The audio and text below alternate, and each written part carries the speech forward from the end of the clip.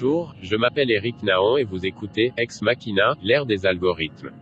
La question qui me taraude est de savoir si nous allons nous faire remplacer par des intelligences artificielles et des algorithmes. Je suis moi-même une voix synthétique générée à partir de textes. Flippant, non? Bon, ce coup-ci, c'est bien moi, Eric Naon, de l'université Paris-Dauphine PSL. Cet épisode d'Ex Machina va s'intéresser aux algorithmes et à leur influence sur l'information. Nous sommes inondés de news sur Internet, mais toutes ne sont pas écrites par des journalistes. Certaines le sont par des algorithmes. Ce sont, pour le moment, principalement des informations financières, des papiers chiffrés ou des résultats sportifs qui peuvent être écrits en temps réel et publiés juste à la fin du match. En mars 2015, en France, le journal Le Monde a noué un partenariat avec la société Sylaps. Et c'est un robot journaliste qui a écrit des centaines d'articles en quelques secondes pour donner les résultats des élections départementales, canton par canton. Il y a 2 ans, en 2020, naissait EA Kim en Corée du Sud. Il s'agit d'un deepfake qui présente les journaux TV sous les traits d'une présentatrice bien réelle qui s'appelle Kim Joo-ha, en imitant sa voix et ses mimiques grâce à de l'apprentissage profond. Sauf que l'IA ne prendra jamais de vacances, ne sera pas malade ou ne vieillira pas. En 2022, c'est l'intelligence artificielle GPT-3 qui fait beaucoup parler. Sa capacité à générer du texte ou à converser est bluffante et parfois totalement déroutante. Ah oui, elle parle couramment des dizaines de langues, y compris le code informatique. Si j'étais resté journaliste, mes copains de rédaction s'appelleraient-ils Sylaps, OpenEA, Zero ou autre? Ou bien assistons-nous à l'émergence d'un journalisme augmenté? Des humains rendus plus compétents grâce aux machines et qui peuvent se détacher des informations trivialement factuelles pour se concentrer sur les enquêtes, les rencontres ou les reportages. Et quel est le rôle des algorithmes dans la déferlante de fake news et de désinformation que nous subissons sur Internet et sur les réseaux sociaux? Comment former les journalistes à ces outils, leur apprendre à s'en servir sans dépendance ou bien leur apprendre à s'en méfier? Ex Machina, l'ère des algorithmes et du journalisme augmenté, c'est maintenant.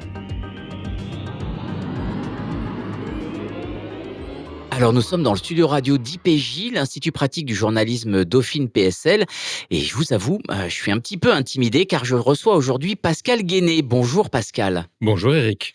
Pascal, vous êtes enseignant en journalisme, directeur de l'IPJ, l'Institut pratique du journalisme de l'Université Paris-Dauphine PSL. Et à ce titre, nous sommes collègues, mais vous êtes aussi beaucoup mon patron. Je me dois de préciser que nous nous connaissons depuis plus de 20 ans. Pascal, quand vous ne formez pas des journalistes, vous présidez la conférence des écoles de journalisme en France et vous vous intéressez aux nouvelles technologies de l'information et de la communication. En face de vous, Gabriel Turinissi. Bonjour Gabriel. Bonjour Eric. Gabriel Turinissi, vous êtes professeur de mathématiques à l'Université Paris-Dauphine et membre du laboratoire de recherche CEREMAD.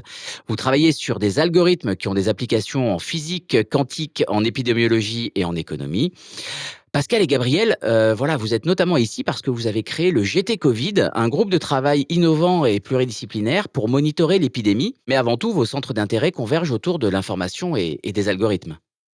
Effectivement, il nous a paru utile de répondre aux questions qui à l'époque s'étaient posées avec ce GT Covid, avec également notre collègue Jean Dolbeau qui nous a montré l'existence de ces questionnements. Alors, ma première question est pour Gabriel. Ça va être une question vraiment bêta. Gabriel, vous êtes spécialisé dans les algorithmes d'écriture automatique.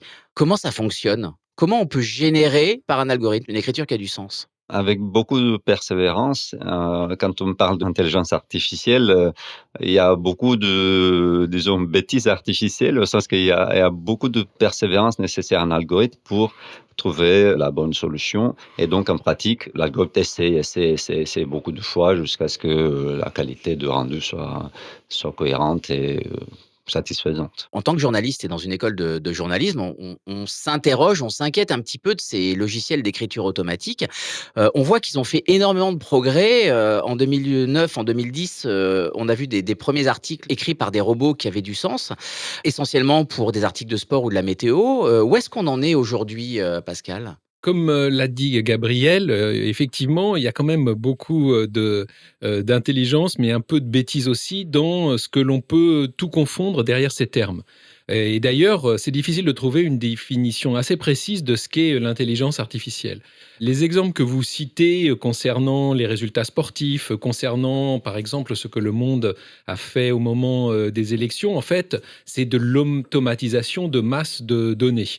Mais de l'écriture automatique telle qu'on pourrait l'imaginer, c'est-à-dire vraiment cette dimension créative, à mon sens, on en est encore un peu loin parce que le travail du journaliste, justement, c'est à un moment d'avoir, de faire ce pas de côté qui fait qu'il va regarder son sujet sous un autre axe.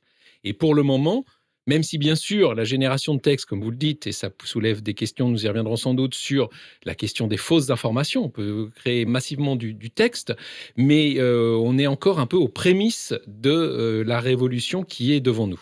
En janvier 2022, le magazine Epsilon a fait sa couverture avec une interview d'une intelligence artificielle, GPT-3, qui lui génère du texte à gogo. Comment ça fonctionne et qu'est-ce que vous en pensez? Parce que les réponses sont à la fois bluffantes et parfois totalement déroutantes, Gabriel.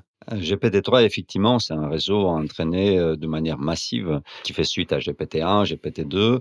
Et donc, tout d'abord, c'est une puissance de calcul inouïe qui est incluse dedans et également une pléthore de textes qui ont été parcourus par l'algorithme pour créer cette GPT-3.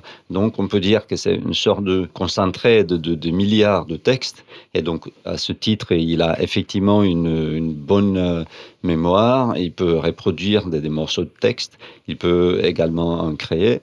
Mais en même temps, il a les mêmes défauts, disons, de tout algorithme, au sens qu'il travaille par des choses prévisibles, par réduction de dimensions, par exemple. Il y a peu de mise en perspective. Et donc, comme disait Pascal, en fait, c'est sur des dimensions, sur une certaine dimension, c'est très très bien, et sur d'autres, c'est très décevant. C'est d'abord un grand contraste, disons, entre les résultats qu'on obtient. Quels sont concrètement les moments où l'intelligence artificielle réussit à faire quelque chose d'extrêmement satisfaisant? Bien sûr, dans tout ce qui est, réduction de dimensions, donc c quand on peut réduire l'information à quelques bribes ou quelques dimensions importantes, c'est possible. Ça aussi, bon, on l'a vu avec les images, par exemple. Il y a ce qu'on appelle la capacité surhumaine d'un algorithme. Il fait mieux que l'humain à, distinguer certaines caractéristiques d'une image, aussi bien pour identifier les personnes, aussi bien pour identifier, par exemple, en oncologie ou en médecine générale, voilà, certains diagnostics. Donc dans cette direction où c'est possible, une automatisation est possible, effectivement, c'est le cas. Et évidemment, là où l'humain est encore un peu supérieur, là où l'intelligence artificielle est moins satisfaisante. Par exemple, on disait, un enfant de 3 à 5 ans, il peut déjà parler, il peut déjà, quasiment jouer au foot, et cetera. Actuellement, l'IA ont besoin de beaucoup de training, d'entraînement, des siècles d'entraînement pour réaliser les mêmes choses. Donc il y a une certaine, manque d'universalité, un certain apprentissage par cœur, disons. Oui, mais ce qui est très intéressant, c'est qu'au travers des exemples, on voit comment, pour le coup, sur ces exemples, la capacité d'analyser, des corpus de textes très importants, la capacité d'analyser des masses d'images, on voit bien là comment ces IA-là peuvent être un outil pour le travail journalistique. Comment les journalistes, eux, finalement, ils ont, l'idée un peu de leur sujet, hein, ils ont, ce qu'on appelle le flair journalistique. Ils sentent qu'il y a quelque chose qui se passe à un endroit. Mais il y a la capacité un peu limitée finalement de ce que tout journaliste peut faire. Alors, on a vu avec les collectifs de journalistes qui se sont créés autour des Paradise Papers, par exemple, comment finalement des masses d'informations, des millions de documents ont pu commencer à être analysés, indexés par des intelligences artificielles, et qu'après, le journaliste a pu commencer à faire son travail. Et je pense qu'on peut imaginer aussi la même chose si on recherchait des éléments graphiques, par exemple, sur des masses de photographies disponibles, pour mieux comprendre ce qui s'est passé dans un événement, mais par la force de l'intelligence artificielle, peut-être que ces intelligences artificielles sont déjà possibles, elles le seront très certainement demain, de signaler aux journalistes quelque chose qu'il n'aurait pas, à sa première approche, identifié. Mais tout ça, ça se fait bien sûr en collaboration. C'est vraiment un lien entre l'homme et la machine. Et c'est cette collaboration finalement qui est un peu un défi pour les journalistes. C'est ce qu'on appelle le journalisme augmenté ou le journalisme assisté par ordinateur, hein, que défendent certains et qui, finalement libérerait, le journaliste d'information pour se concentrer sur des tâches, plus intéressantes, avec plus de valeur ajoutée, comme le reportage, le portrait, ou ce genre de choses, ou l'enquête, bien évidemment. Alors ça va effectivement dans le sens aussi, d'imaginer que, avec le numérique est arrivée une sorte de polarisation des tâches journalistiques. Polarisation au sens où il y aurait, finalement des fonctions journalistiques, qui demandent peu de valeur ajoutée à produire des informations vraiment, basiques et d'ailleurs un travail journalistique qui n'est pas forcément le plus intéressant et à l'autre bout du spectre, l'utilisation, des compétences des journalistes pour aller plus loin, faire de l'enquête, faire du grand reportage, c'est-à-dire vraiment mettre en œuvre tous les outils journalistiques. Et je crois que là, c'est vraiment dans cette dimension que rentre l'intelligence artificielle. Et ça soulève évidemment tout un tas de questions. Mais pour revenir à ce que vous évoquez sur effectivement le journalisme assisté par ordinateur, le journalisme assisté par ordinateur, c'est une expression qui naît finalement au milieu des années 90. Et ce qui est intéressant, je trouve, c'est qu'à mon avis, le défi qui est soulevé par l'IA pour le métier de journaliste, il est exactement le même, je dirais, c'est une révolution, à mon sens, aussi importante que l'arrivée de l'informatique dans les rédactions. C'est-à-dire qu'au début, c'est des rédactions qui se sont équipées de gros systèmes. Il y a eu des terminaux qui étaient utilisés pour entrer les textes, puis progressivement, Internet est arrivé et donc on a commencé pour les journalistes à travailler son métier de manière différente. Tout ça se fait sur des temps relativement longs, mais ne nous y trompons pas, aujourd'hui, l'arrivée de l'intelligence artificielle provoquera dans la durée, pas demain, pas dans les 3 ans qui viennent, mais dans la durée, une modification extrêmement profonde de la manière dont on pratique ce métier. Et donc, c'est un vrai défi de transformation pour le métier de journaliste. Qu'est-ce que vous en pensez, Gabriel? Vous pensez vraiment que l'intelligence artificielle, va s'implanter comme ça dans les rédactions et dans tous les métiers? Et spécifiquement, évidemment, appliqué au monde, du journalisme? Certainement, c'est un outil qu'il s'agit d'exploiter et il faut juste savoir comment l'exploiter. De la même manière qu'on a un pilote automatique dans un avion et de la même manière qu'on est content d'avoir aussi le pilote chez un os dans l'avion. Pareil pour les Tesla, par exemple, actuellement, ben, il y a bien quand même le monde qui décide. Il y a bien sûr beaucoup de dimensions où l'IA peut aider. Il y a aussi la dimension où on voudrait bien qu'il y a une personne qui le dise. Par exemple, parce que la personne met sa réputation en jeu et on aimerait bien écouter mon engagement. Et un IA s'engage sur rien alors que l'humain, il s'engage sur lui-même. Et donc cette dimension me passe complémentaire. Oui. Dans le dernier épisode, on a parlé de formation, grâce à l'IA.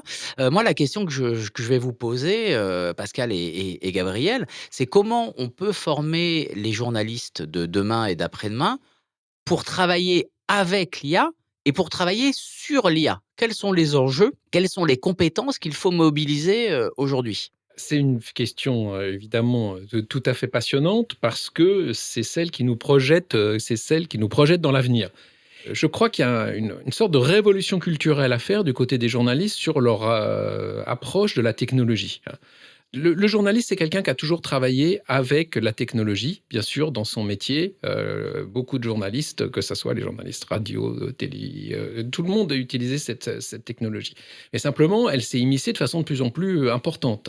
Et c'est vrai que, moi, ici, j'aime à dire aux étudiants qu'avec les technologies, soit on les domine, soit c'est elles qui nous dominent. Et ça veut dire quand même que quand on se projette sur ces nouveaux outils qui vont modifier la manière dont on fait ce métier, Gabriel nous disait, ben, finalement, la réduction de texte, par exemple, c'est quelque chose que font très bien les IA. C'est quoi l'application de ça en journalisme? Ça veut dire qu'on peut imaginer que des IA, demain, on a réalisé son papier, un format moyen, l'IA peut être en capacité elle-même de générer un texte beaucoup plus bref. Ou alors un texte un peu simplifié pour des lecteurs un peu moins francophones. Je prends l'exemple en radio, c'est pas des IA qui font ça, mais si on prend par exemple RFI, sur RFI, il y a un journal qui s'appelle le journal en français facile. C'est un journal dans lequel les journalistes font un effort sur un registre de langage particulier pour des locuteurs francophones qui maîtrisent un peu moins la langue. On peut imaginer que tout ça, ça sera automatisé dans les rédactions. Mais il y a tout un tas de nouvelles questions auxquelles il faut sensibiliser les étudiants en journalisme. Et c'est vrai que grâce à la pluridisciplinarité qu'on trouve à Paris-Dauphine, nous, maintenant ici à l'école de journalisme, on travaille avec le département mathématiques en M1 et en M2, dans le cadre du master MASH, par exemple, sur des questions comme le data journalisme, parce qu'on met ensemble des étudiants en mathématiques dont le futur va être de travailler sur la data, avec des étudiants en journalisme pour qu'ils collaborent dès le début. Parce que, ne nous y trompons pas, ce n'est pas demain que les journalistes vont devenir les programmeurs de ces intelligences artificielles. En revanche, ils vont travailler avec des spécialistes de la donnée, et ce travail entre des métiers techniques et des métiers journalistiques, ça a toujours existé. Dans la presse écrite, ça existait entre les journalistes qui produisent le texte et les journalistes qui vont éditer ce texte, les secrétaires de rédaction. Ça existe bien entendu en radio, parce qu'il n'y a pas de radio sans des techniciens qui travaillent. Ça existe également dans le journalisme de télé. Et c'est la même chose qu'on trouvera sur les intelligences artificielles, c'est-à-dire la capacité de travailler avec d'autres, parce qu'il y a aussi effectivement la question que si on utilise des outils aussi puissants, il faut qu'on sache ce qu'on fait et qu'on maîtrise bien ce qui est dans ce qu'on aime à appeler la boîte noire de l'algorithme, qui est un vrai sujet en termes de IA et journalisme. Gabriel, qu'est-ce que vous en pensez? Est-ce que vous pensez que des étudiants en journalisme, que des journalistes sont capables d'avoir le niveau de technicité requis pour travailler sur ces sujets? Certainement, je me retrouve dans un studio actuellement où j'y comprends rien de tous les objets qui y sont. Donc je me dis, s'ils ont tout compris, là c'est sûr qu'ils vont comprendre aussi ce que je fais moi. C'est une question de démarrage aussi et d'envie. Et bien sûr, au-delà de ça, c'est des outils. Et on peut aussi apprendre ce qu'on fait avec. Je peux vous donner un autre exemple dans deux autres domaines. En finance et en épidémiologie, en finance, il y a des modélisations mathématiques très très compliquées, etc. Ça n'empêche pas les traders de comprendre très bien à quoi les outils servent. En épidémiologie, on a vu avec l'actualité qu'il y a beaucoup de prévisions, etc. Ça n'empêche pas de savoir quoi en extraire. On a parlé donc de réduction de texte, d'articles générés par ordinateur, ou parfois qu'un texte écrit génère une petite vidéo à partir d'images prétextes. Est-ce qu'il est intéressant de faire la différence entre un article ou un sujet généré par un algorithme et un sujet réalisé par un humain? Faire la différence, en fait, ça ouvre tout le champ des questions éthiques. Il y a évidemment en journalisme et en intelligence artificielle, quel que soit d'ailleurs le secteur d'activité, la question de l'éthique, elle est absolument fondamentale, parce qu'on ouvre à énormément de biais, à énormément de manipulations qui sont possibles. Évidemment, les biais, on connaît cela parce que dans les écoles de journalisme, on attire toujours l'attention lors de la formation des biais que chacun d'entre nous a, bien entendu. Mais là, on rajoute une dimension complémentaire en étant dans l'usage de ces algorithmes. Il faut vraiment que les journalistes comprennent mieux ce dont on parle quand on est dans cet environnement technologique. Un journaliste, il doit comprendre, par exemple, pourquoi la blockchain, ça peut être un moyen de certifier une information. Il faut que lorsqu'on lui donne une phrase comme ça, il comprenne ce que ça signifie. Quand on est sur nos domaines, pour toujours rester sur la question du lexique, sans devenir un spécialiste, il faut qu'il sache que lorsqu'on parle d'intelligence artificielle, lorsqu'on parle d'apprentissage machine, lorsqu'on parle d'apprentissage profond, grosso modo, qu'est-ce que ça recouvre, ces grands concepts? Parce que c'est le lien finalement que l'intelligence artificielle va avoir dans la lutte engagée entre des intelligences artificielles qui peuvent générer massivement des fake news, pas forcément de bonne qualité, mais de manière massive. Typiquement, GPT-3 serait capable de faire quelque chose comme ça. Et comment, de l'autre côté, des intelligences artificielles vont être des outils pour détecter peut-être en temps réel ces fake news quand elles sont en train de naître, et que les journalistes vont pouvoir rentrer pour faire cette valeur ajoutée, être le pilote dans l'avion, pour reprendre ce que Gabriel a évoqué tout à l'heure, et que cela, c'est vraiment l'apport que l'homme aura sur ces intelligences artificielles. Gabriel, comment vous expliqueriez la différence entre une information générée par un algorithme et une information générée par un humain? Est-ce qu'il y a une différence fondamentale pour vous? Il y en a plusieurs. tout d'abord, il faut, peut-être le plus important, c'est de se rendre compte quand on est amené à distinguer les 2, c'est que c'est effectivement possible qu'il y ait un IA qui génère quelque chose de très, très vraisemblable à ce que l'humain aurait écrit. Donc le premier pas, je crois que c'est quand on fait ces distinctions, de se rendre compte qu'on on doit faire cette distinction. Ensuite, oui, effectivement, il y a, bien qu'actuellement la qualité, comme je disais, ça c'est une forte croissance, il y a quand même, disons, des soucis de cohérence parfois. Ça se voit aussi bien dans les images générées que dans les textes générés.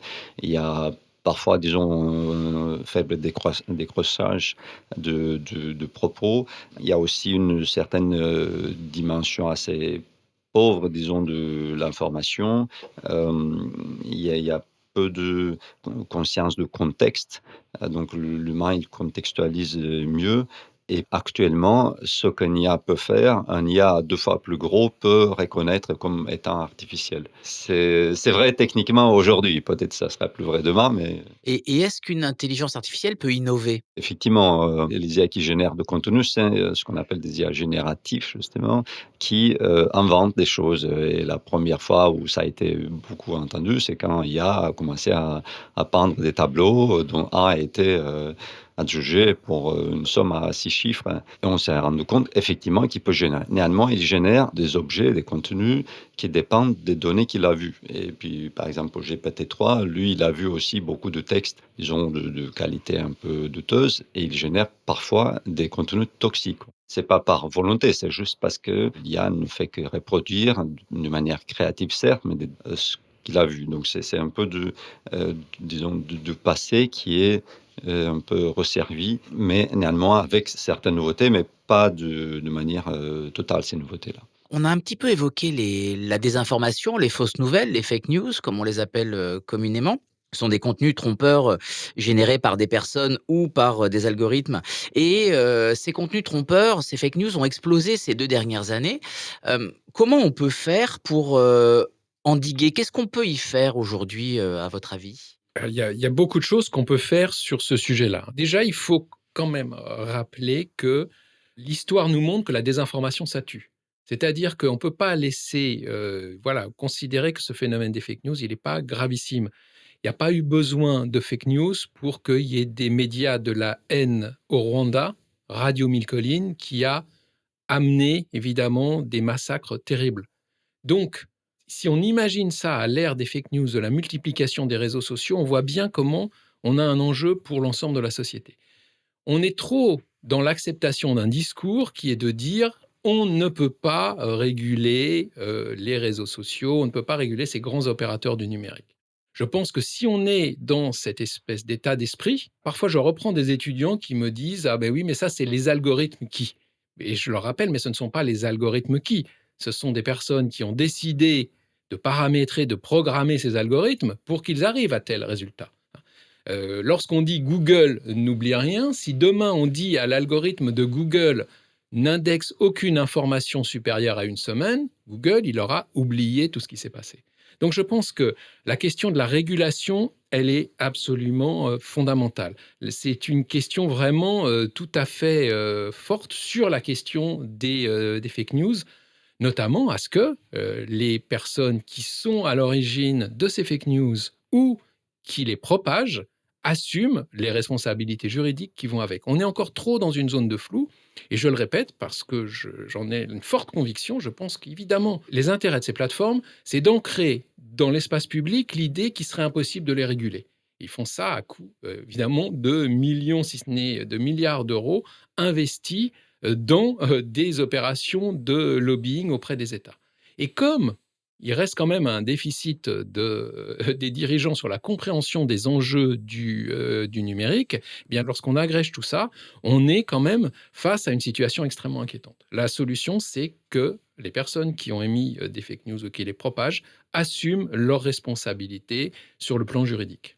Gabriel Turinici, en attendant de pouvoir réguler ou pas ces plateformes, est-ce qu'il est plausible que des entreprises ou des particuliers ou des gouvernements créent des algorithmes qui contreraient les fake news? Est-ce qu'aujourd'hui, ce sont des choses qui sont possibles de pouvoir contrer la désinformation d'une manière ou d'une autre? Et si oui, comment? Oui, effectivement, donc il y a des solutions techniques qui sont mises en œuvre. Je parlais tout à l'heure d'une, il suffit de créer quelque chose d'encore plus grand et il aura la finesse nécessaire pour détecter. Ensuite, tout le monde n'est pas peut-être, amené à connaître, tous les détails de l'origine de texte. Et donc sinon, il y en a, beaucoup de disons de règles de traçabilité d'une certaine manière, de référencement de l'origine qui peuvent aider.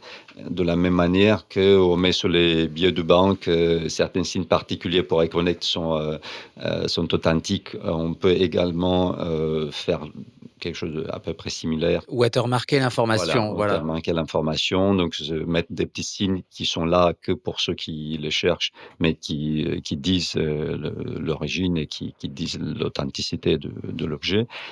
Et puis il y en a aussi, également des approches plus de bas niveau où ils sont analysés tout ce qui est produit et puis comparés avec d'autres productions similaires.